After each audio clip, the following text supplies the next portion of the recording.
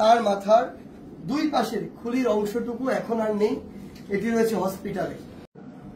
আমি এই মুহূর্তে আসলে যার সাথে দাঁড়িয়ে আছি, আমাদের এই 2024-এর ছাত্র জনতার যে অভ্যুত্থান, এই অভ্যুত্থানের একজন যোদ্ধা, সাহসী বীর যোদ্ধা, আমাদের ভাই ইমরান হাসানের সাথে আমি আসলে দাঁড়িয়ে আছি।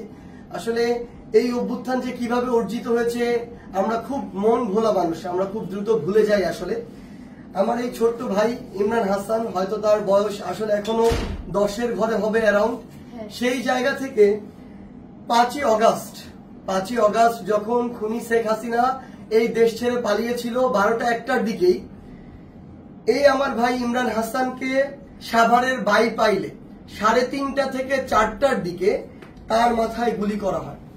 এবং তার আপনারা যদি দেখেন যে তার মাথার দুই পাশে, আপনি যদি সামনে থেকে শুধু একটু নেন তাহলে দেখতে পাবেন তার মাথার এই অংশের খুলিও নেই, এই খুলিটুকু নেই, মাথার এই অংশের খুলিটুকু নেই, শুধু মাঝে এইটুকু আছে আর নিচের দুই পাশে। এই দুই পাশের খুলিটুকু খুলে আপাতত মেডিকেল কলেজে রেখে দেওয়া হয়েছে। তার মাথার যদি আপনারা দেখেন, এই যে ক্ষতর চিহ্ন, এই ক্ষতর চিহ্নটি যদি আপনি দেখেন মাথার এক পাশ থেকে শুরু করে অপর পাশ পর্যন্ত।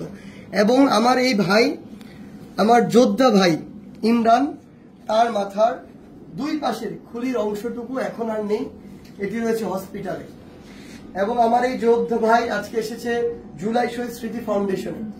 এবং সবচেয়ে বড় কথা হচ্ছে, আমার এই 10 বছরের ইমরানের মতো ভাইরা আমার যখন এখন পর্যন্ত গুলির আঘাতে তাদের মাথার খুলি হারিয়ে, এখন ওই মাথার খুলির অংশ ছাড়া বা ওই খুলিটি হসপিটালে রেখে শুধুমাত্র এভাবে হাঁটতে হয়, যখন আপনি তার চামড়ায় স্পর্শ করবেন আপনার হাতে তার মগজের নরম স্পর্শ লাগবে।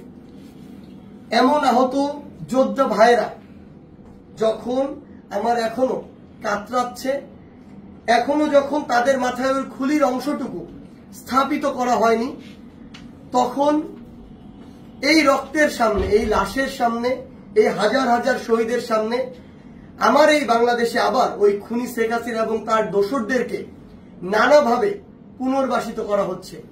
রাজনৈতিকভাবে নানাভাবে তাদের মধ্যে একাত্মতা ঘোষণা হচ্ছে। আমি শুধু আপনাদেরকে একটি জিনিসই বলতে চাই, আপনাদের মধ্যে যদি ন্যূনতম বিবেকবোধ থাকে, তাহলে আমার ভাই ইমরানের এই চেহারাটা চোখের সামনে রেখে আজকের পর থেকে ওই খুনিদের সাথে আপনারা কখনো হাত মেলাতে যাবেন না। যদি ন্যূনতম আপনাদের মধ্যে ব্যক্তিত্ব বোধ থাকে, তাহলে এই 10 বছরের ইমরানের চেহারাটিকে সামনে রেখে কোনোদিনও ওই খুনির যে দোসররা ছিল তাদেরকে পুনর্বাসিত করার জন্য, নিজের দলে টানার জন্য, তাদেরকে নিয়ে একসাথে চলার জন্য আপনাদের যে নোংরা কার্যক্রমগুলো সেগুলো করবেন না। যদি আপনারা সেগুলো করেন, তাহলে 24-এর ছাত্র জনতার অভ্যুত্থানের যে স্পিরিট, এই স্পিরিটকে আপনারা অপমানিত করবেন।